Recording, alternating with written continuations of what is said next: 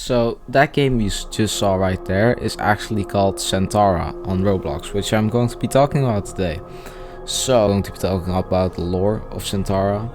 Now this game is a World War War style game currently, and this video will contain topics such as war and all that stuff. So keep in mind also, this is a fictional universe. So with that being said, let's get right on to the lore.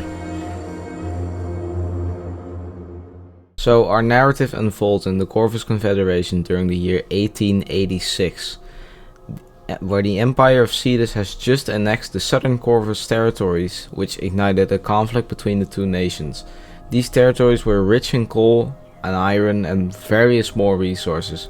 This made their seizure a sort of great resentment for the Corvus Confederation. Before the annexations, the Corvus boasted orderliness and respectability. However, when they lost the southern territories, there was violence, chaos, and even more violence. The Corvans, which are now embroiled in a crisis marked by soaring food prices and escalating crime rates, found an ally in the nation of Antares, which we will get to later because it will be very important. But they found an unlikely ally because Antares actually shared similar political ideologies and governance structures. But now with this anger from the Corvans, they had great resentment towards the Cetans because they took over the southern territories and basically sent their country into hell.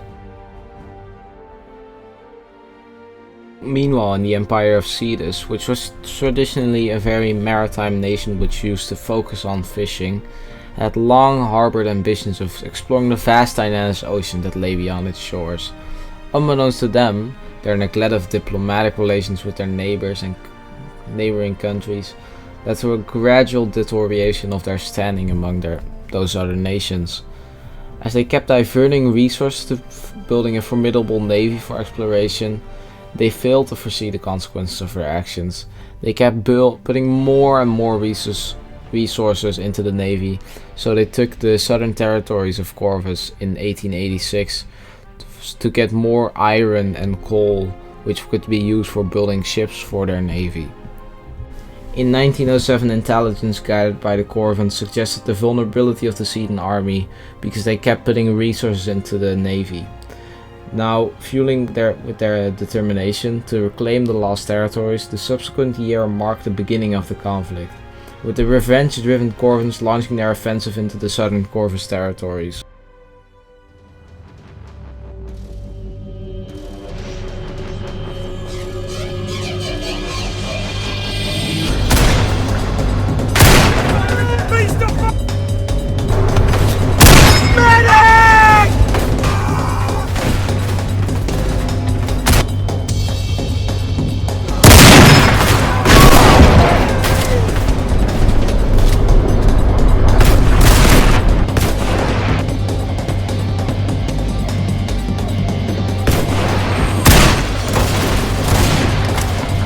Give me a medic!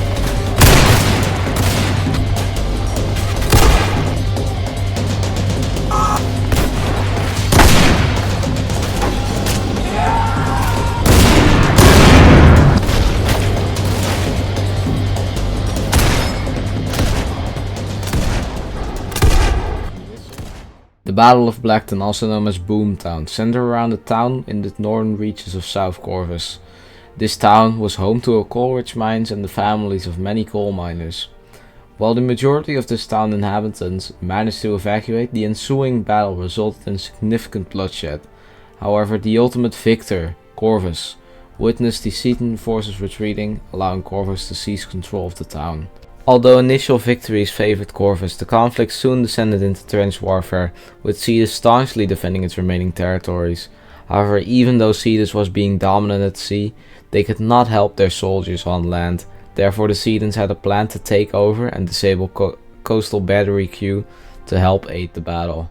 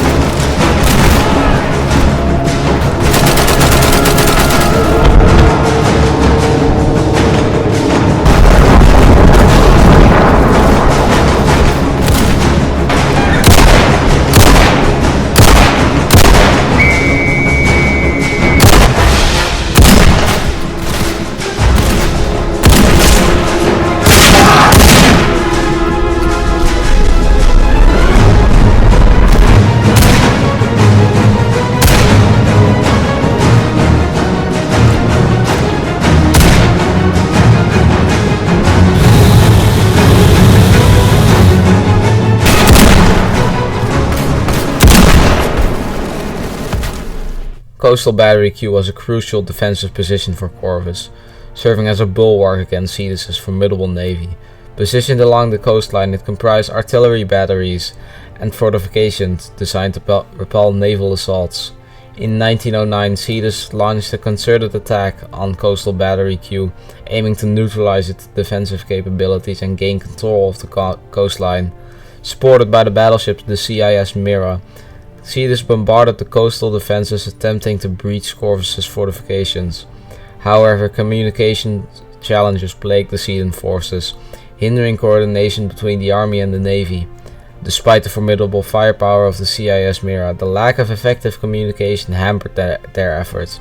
Nonetheless, through sheer determination and firepower, Cetus managed to secure a costly victory, albeit with significant casualties on both sides. As the war dragged on to 1910 and 1911, both sides found themselves in a deadlock or stalemate. Unable to make significant headway, the Battle of Capri Valley in 1910 epitomized this stalemate.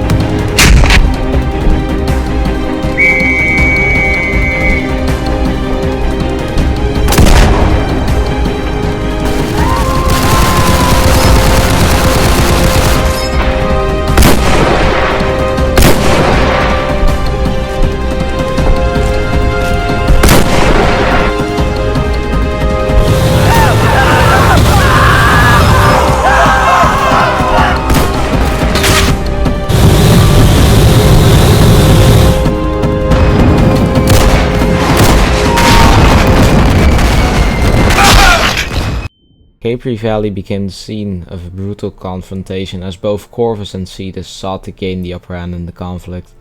The battle was characterized by intense fighting and heavy casualties on both sides, yet neither faction managed to secure a decisive victory. Instead, the conflict evolved into protracted stalemate, with neither side making significant territorial gains. With the war being turned into a complete stalemate, both nations could not advance. Therefore, the Corvans tried something new. Chlorine gas, an industrial chemical used in the inner cities for sanitation, and proved devastating when repurposed as a weapon. The Cetans were initially caught off guard by the new weapon and suffered significant setbacks and miles of territories. For example, in the Battle of Kelson, which has no decided the winner. It is now 1911 and the Cetans have slowly recovered, soon developed countermeasures such as gas masks for the troops, and the war has been turned to stalemate because of set countermeasures, bringing the war back to a total deadlock.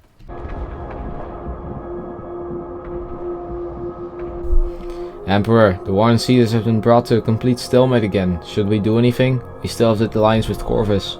So it is. We shall subscribe to WesleySaturnus. Because hey, why not? It's totally free and you'll enjoy more content like this and be notified for it when it comes out. So why not just subscribe? It's totally free. Back to the video. Emperor Calvin actually said, so it is, we shall enter the war and tip the scales of the conflict. Understood, Emperor. We will prepare the armies for combat. Good. Today, Antares expands its borders. In 1912, the Antares Imperium, under the leadership of Emperor Calvin, seized the opportunity for territorial expansion, aiming to unite the Centauran continent. With the alliance already in place with Corvus, the Antarians entered the fray, tipping the scales of combat.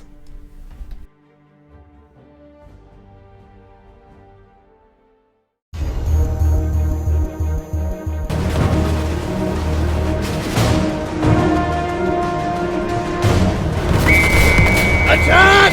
Attack!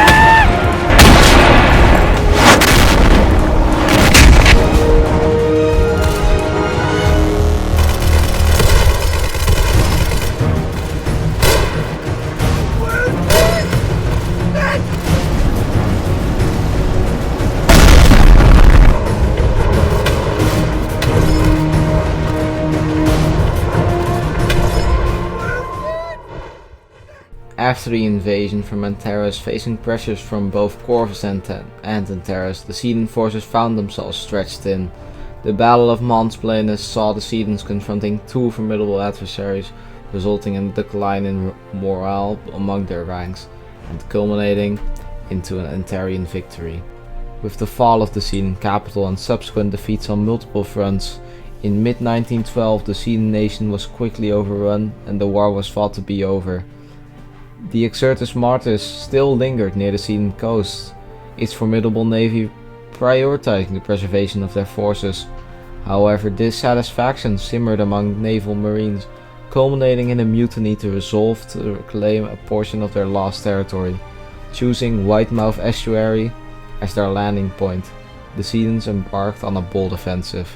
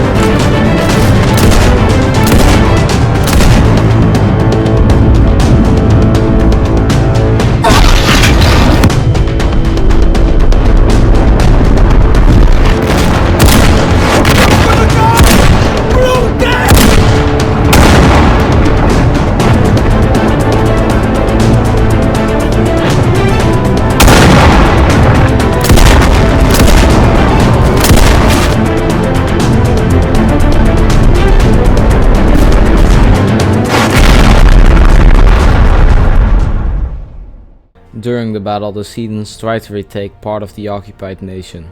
However, despite their valor and determination, the Sedan forces were ultimately defeated by the might of the Antarian armies.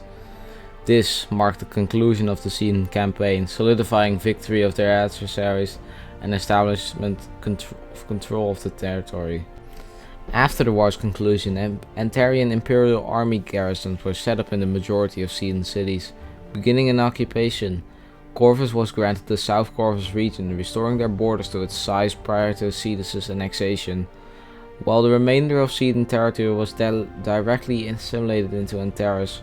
Furthermore, Corvus was assimilated into Antares as a puppet, now known as Scorpi Corvus, also known as Scorpivus or Scorpius Corvus.